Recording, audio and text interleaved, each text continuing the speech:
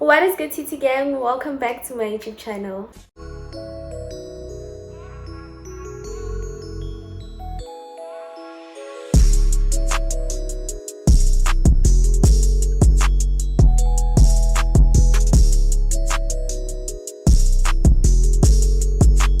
Okay guys, so today I am actually giving you guys a highly requested video.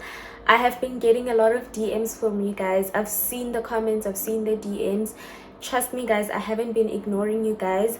I have just been trying to actually plan out how I was gonna basically just explain everything in such a short period of time, because I do not like my videos to be too long. At the same time, I want to give you guys as much information as possible. But finally guys, yeah, you guys are actually getting the video about how to get into university. I do not want to waste your time, because I'm pretty sure y'all clicked on this video just for details about university and nothing more. So without wasting any more further time, let's get right into it.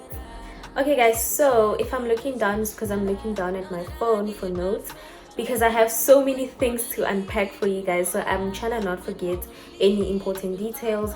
So let's start with just like a brief intro. So I am a first year student at the University of Johannesburg. I am studying Bachelor of Laws, LLB. And yeah guys, so far it's been hectic guys, it's been hectic, but I'll get into detail about that in my next video. So I'm pretty sure you guys are wondering how I actually got into the university, or how I got to study the degree in which I'm studying. So let me give you guys basically the subjects that I studied in high school. So I studied 7 subjects. Number 1 is mathematical literacy, English, Afrikaans. I also studied life orientation, obviously, consumer studies, business studies, and then life sciences, so biology. So with regards to mathematical literacy, how I came about to choose that, so I've been doing maths pure for I think the past, since grade 8 until grade 12. Actually grade 11 I've been studying maths pure, but because my grade 11 results were shocking, child, I decided to drop maths pure January grade 12. That literally had to be one of the greatest decisions I've ever had to make for myself, mainly because guys, maths pure was not working for me guys, and the fact that I did not need it made things worse for me. So I've always known that I wanted to study law since grade 10. I've always known deep down in my heart, I've always known that when I apply to university, I'm gonna apply for LLB law. It's always been my passion, it's always been in my mind, it's always been in my heart.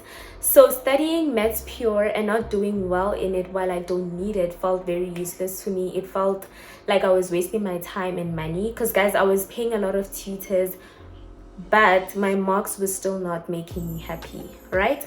So then I switched to mathematical literacy. Mind you, during that time, it was actually last year, there was still that kind of stigma in everyone's heads that if you're doing maths lit, you're not going to have a lot of options in university, meaning you're not going to be able to study amazing courses in university. Well child, that is a lie. So if you're struggling with maths pure, I'm not going to say drop it, but if you know that you don't need it, then I think you should consider it. Yeah, I'm pretty sure you should consider it, because for me, please do not waste your time, please do not waste your money, please don't frustrate yourself. If you're not happy, you're not happy. So if you're in the position that I was in last year, please guys, make the best decision for yourself. Do not even think about what people are going to say. That is the last thing that should be on your mind, because when you get to university, child, or when you get that SMS with your results, they're not going to be there. The next thing I want to talk about is the application process. So initially I applied to 3 universities. I applied to Tshwane University of Technology, known as TUT. I applied at the University of Johannesburg, and I applied at the University of Pretoria. Now, because of my grade 11 marks, University of Pretoria rejected me guys. I was not even provisionally selected, they just rejected me. Because that's how bad my grade 11 marks were guys, but we move. So I got rejected there, and then I applied to the Tshwane University of Technology. I applied for, I think it was financial management, and then I applied for LLB there. So then I got provisionally selected, or accepted if you should say. And then a few months down the line, I did some research on the top best universities to study law. UP appeared, UCT appeared, but it has never been my passion to actually go that far from home, because as you guys know, I'm from Pretoria. So moving from Pretoria to Cape Town was, yeah, it was just not on one of my plans. So then I made a decision to actually apply at the University of Johannesburg, because it also appeared on the list of the best universities to study law. So I applied at the University of Johannesburg, but I applied with my grade 12 term 1 results. I did not apply with my grade 11 results. I'm pretty sure if I had done that, I wouldn't be in the University of Johannesburg today. So I'm pretty glad I did that. So I applied with my grade 12 term 1 results. They were amazing. And then I got provisionally selected. So I got an email from them saying that I was provisionally selected. So then I applied for LLB, and then my second option was BCom Law. So guys, two of my options had to do with law. As you can see, I have so much passion for law, guys. So then, yeah, that's what I did. So I applied on the 8th of October. I know, guys, I know. Applications opened, I think, around April or May, and I only applied at UJ on the 8th of October. Do you realize the risk that I took, guys? So late. How many months down the line? And on the 11th of October, I got an email saying that I was provisionally selected for both LLB and BCom. And then, so our matric results were released on the 21st of Jan 2022 this year. On the very same day, guys, on the very same day, child, around, I think it was 11, let me check the SMS. Yeah, it was 11 a.m. I got a message from UJ saying that, let me read it, guys, because yeah. Dear UJ applicant, congratulations on your exceptional final results. You meet the admission requirements for BCom in law. So I got two messages. I got one message for BCom in law, and then I got the other one for LLB, Bachelor of Laws. So I got two of those. And then it says that you have been accepted as an orange carpet applicant. At that time, I did not know what orange carpet meant. I did not understand the whole concept of orange carpet. So child, I went on the internet, I searched orange carpet applicant, what does it mean? And then it said something about it's for top achievers, people with an APS of 39 and above, something like that.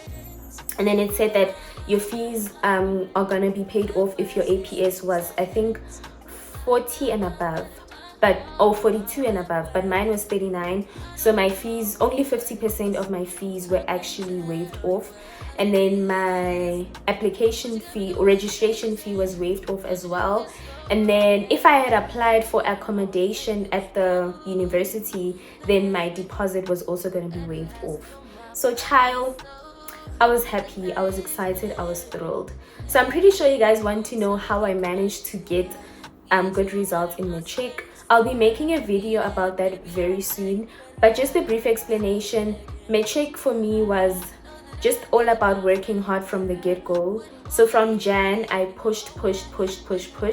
I never rested, guys. Okay, I did rest, but like I never took anything lightly. So all my assignments, all my tests, everything, guys, your term tests, your assignments, please take them seriously, because literally you might think they don't contribute anything towards your final mark, but they actually do. Like 25%, guys, has a huge impact. I'm not sure if this year it's still 75% and 25%, but for us it was like that. So literally all my assignments, guys, I submitted them on time. I did not waste time. Yeah, guys, everything please take seriously. Also use a lot of past papers. They help a lot, like a lot, because then you get like a brief template of how the test or the exam is gonna look. Okay, and then I'm pretty sure you guys want to know why I chose law. So law is basically like a combination of theory and practice. Basically, I'm a very theoretical person. I love theory work. It's just, yeah, it's just very interesting for me. But at the same time, I'd love to have a little bit of practical work at the same time. And I feel like law would give me, or does give me, that kind of window or option, which is quite interesting, guys, because studying theory like 24/7, yeah, it gets exhausting, it gets frustrating. So yeah, the practical part is my favorite as well. Another thing is that law has a lot of career paths. You can be a lawyer, or you can be an attorney, or you can be a legal advisor, or you can be a law clerk. There's literally a lot of career paths in law. So the minute you study everything in law, whether it's an LLB or an LLD or an LLM, there are many options for you guys. And I don't necessarily like courses that don't have a lot of career paths. And then another thing that made me want to study law, guys, is obvious: money, guys. You do not want to study a course that will not get you paid in the future. I know they say like passion, but the good thing about law for me personally is that I do have a passion for it, and it will give me a lot of money in the end. So it's a win-win situation, guys. And then I'm pretty sure you guys want to know the requirements to actually study law at UJ. So you need to have an APS score of 32 or above, and then your English mark has to be 60 or above. So you need to get level 5. Yeah, level 5 for English. So with regards to that, I would like to say that while you're in high school, because I'm pretty sure majority of you watching this are either in grade 11 or grade 12. So while you are in high school, I would say that please work hard, and at the same time, please have a goal in mind. I've always known what I wanted to study. Although I wanted to study at the University of Pretoria, yes, and I wanted to study law there, I still had an ultimate goal. The goal for UP and UJ was genuinely the same. So I always knew that I had to get above 60 for English, but at the same time, I knew that 60% was not what I was aiming for. I was aiming for 70 or 80. Because honestly speaking, guys, there are thousands of us. Realistically, there are millions of us in South Africa. There are a lot of students who want to study the course that you want to study. So please do not aim for just the minimum requirements. Please aim higher than that, so that they look at you first before they look at them. You get my point? So I had an ultimate goal that I wanted an APS score of 32. However, I did not want 32. I wanted 37. That was like my ultimate goal. 37 and above. 37 and above. I remember during the course of my matric year, every report card that I get for every term, I used to calculate my APS score, and I would know that I have to aim higher. So I have to change this subject, or I have to change that subject. That literally motivates you guys. Guys, having a goal in mind is literally the best thing that you can ever have in your life. So know which university you want to go to, know the requirements for that specific university, and work towards getting above the minimum requirements for getting into that course in that university. Y'all catch my drift? And the next thing, I saw this other question, or I got this other DM, which is this one, about how I got a bursary. So some bursaries, guys, you can literally apply for them when you're applying for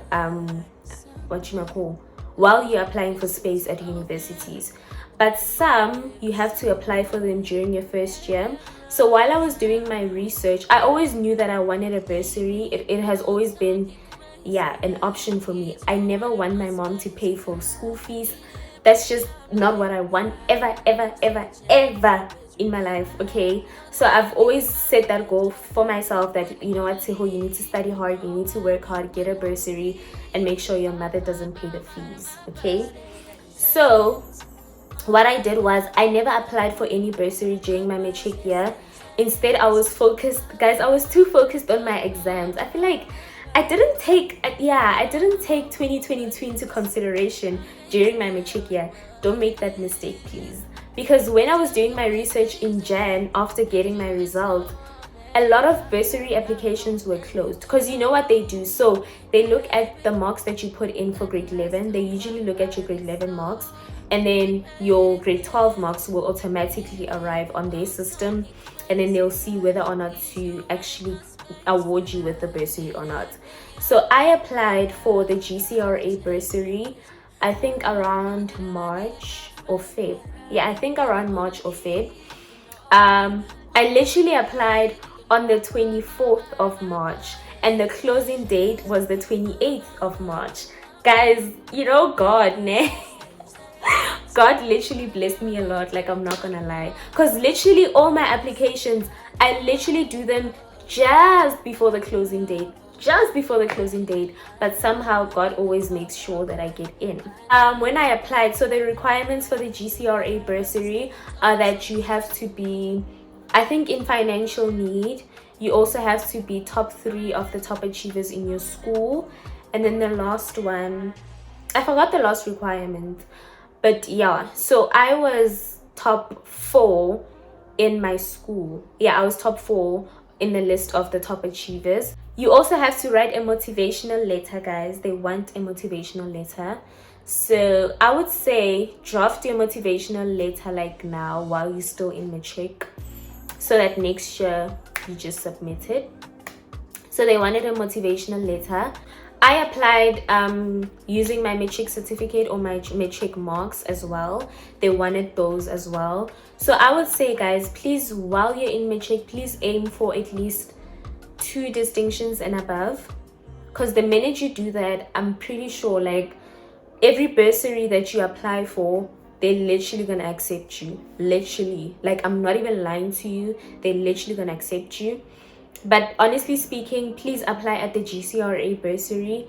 It is less complex than other bursaries like the Ellen Gray. Yeah, there's a lot of bursaries that are very complicated. But I remember I applied for the ABSA bursary. I got into the first step. The second step I got rejected. So then I applied for the GCRA bursary, and then luckily I got in. So guys, please work hard.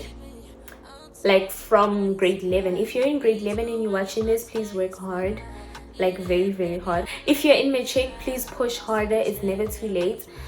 Take literally every test and assignment very seriously. Work hard, but do not study hard, study smart. You get my point? Thank you guys so much for watching this video. I hope it was very helpful to all you grade 11s or grade 12s who are completely clueless like I was about university. And good luck with the applications, good luck with everything, good luck with your matric year, good luck with your grade 11 year. And you can do it, y'all. If you're sitting there and you're watching this and you're like, am I actually gonna get into university? You are a child, you're already in university, okay? Period. I love you guys so much, and I'll see you guys in my next video. Like I said, my next video is probably gonna be about my first year experience as a whole, because I'm pretty sure that is also gonna be helpful. And yeah guys, I love you so much, TT gang. If you are not subscribed, please click the subscribe button. Does not cost anything. It literally takes 1 second, and join the TT gang, because child, it's lit here. We have love, we have fun, we have laughs, guys. And please don't forget to follow me on Instagram for more cute content from me to you at He Loves Bye guys.